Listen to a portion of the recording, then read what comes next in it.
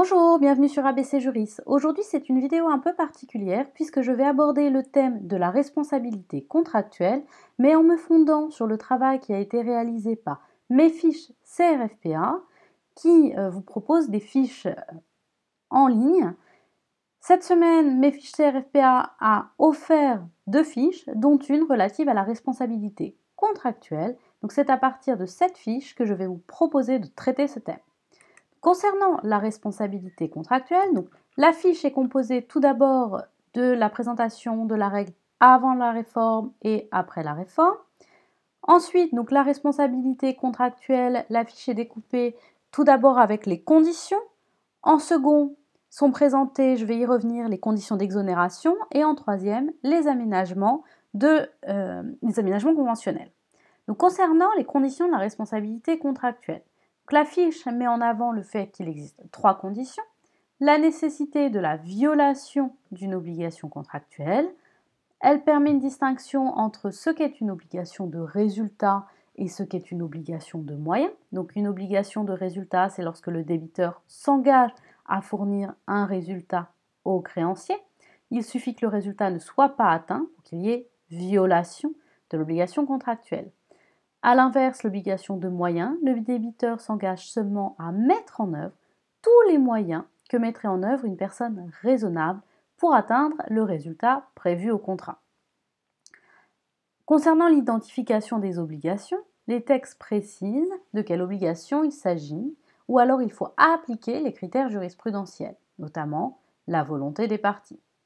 Si le contrat comporte un aléa important ou non, en cas d'aléa, il s'agit d'une obligation de moyens, et le rôle actif ou non du créancier dans la réalisation de l'obligation. Si le créancier a un rôle actif, alors il s'agira également d'une obligation de moyens. Quelle est la conséquence en termes de distinction? Donc les conséquences, c'est que s'il s'agit d'une obligation de résultat, il suffit de prouver que l'obligation que le résultat escompté n'a pas été obtenu pour prouver l'inexécution. S'il s'agit d'une obligation de moyens, il faudra prouver une faute du créancier dans l'exécution du contrat pour engager sa responsabilité. La fiche donne en exemple le cas spécifique du contrat de transport avec les précisions relatives à la jurisprudence. Donc, apportée par la jurisprudence, la décision de la première chambre civile du 21 juillet 1970 qui opère une distinction. La jurisprudence reconnaît une obligation de sécurité de résultat à la charge des transporteurs pour les déplacements et une obligation de sécurité de moyens lorsque la personne est sur le quai. Depuis une décision de la première chambre civile du 19 février 1991, cette obligation n'existe que pour le transport ferroviaire.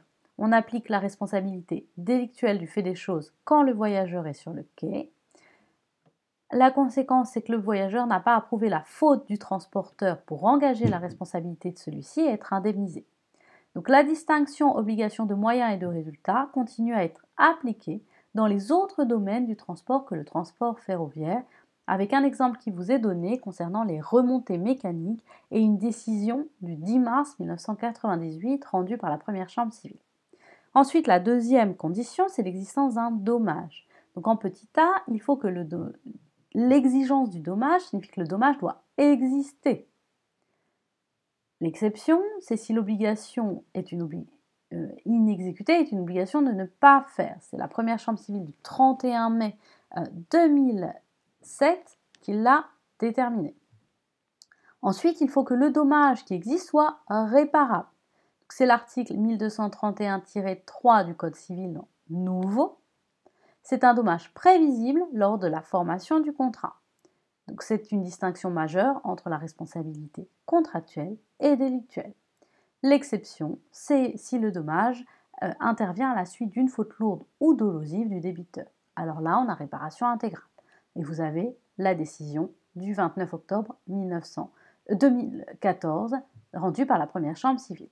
Troisième condition, il faut un lien de causalité. L'article 1231-4 du Code civil nouveau précise que le dommage doit être à la suite immédiate et directe d'une exécution contractuelle. Donc, l'appréciation du lien de causalité est fondée sur le système de la cause adéquate. Il faut distinguer la cause prépondérante, c'est-à-dire celle sans laquelle le dommage ne serait pas arrivé. Deuxième point, l'exonération de la responsabilité. Donc c'est l'article 1147 du Code civil ancien qui est devenu 1231-1 nouveau.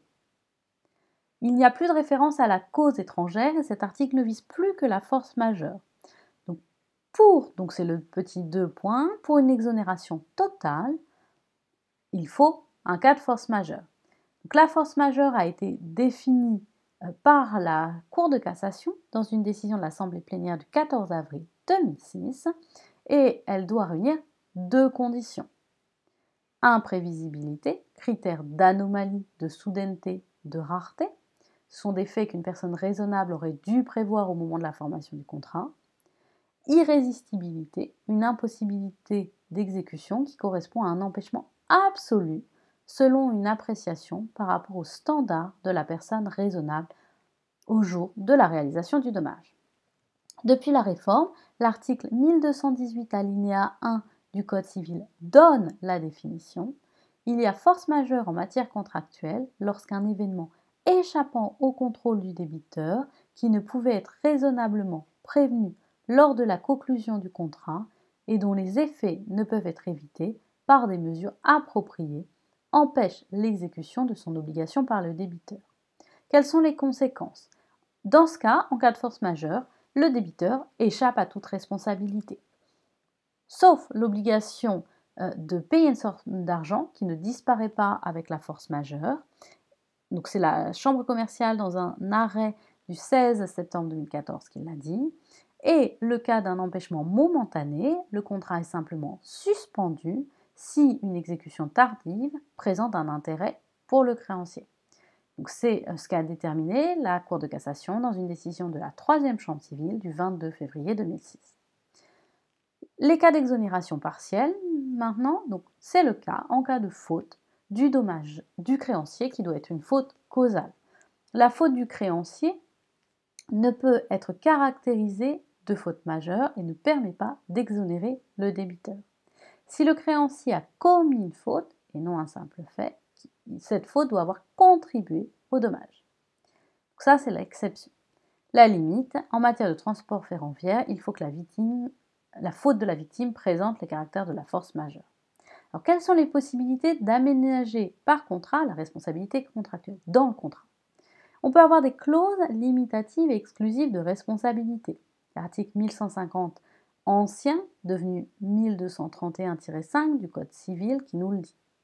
Ces clauses sont autorisées. Il existe beaucoup d'exceptions. Par exemple, dans les contrats de transport ou les contrats de travail ou dans les relations professionnelles consommateurs. Ce sont des exceptions légales. Il existe aussi des exceptions jurisprudentielles en cas de dol et de faute lourde du débiteur qui remettent en cause les limitations et les exonérations de responsabilité prévues au contrat. Ensuite, il peut exister dans les contrats des clauses pénales. Donc elles sont prévues à l'article 1231-5 du Code civil. Il s'agit d'une clause par laquelle les parties fixent un montant forfaitaire à verser à la victime de l'inexécution contractuelle. En principe, le juge ne peut pas modifier la clause pénale, sauf si elle est manifestement excessive ou dérisoire, ou si l'engagement a été exécuté en partie. Voici pour la présentation de cette fiche réalisée par Mes fiches CRFPA. Je vous retrouve toute la semaine pour des présentations en matière de droit des obligations, droit civil et droit international en vue de la préparation du CRFPA. Et je vous rappelle mes coordonnées.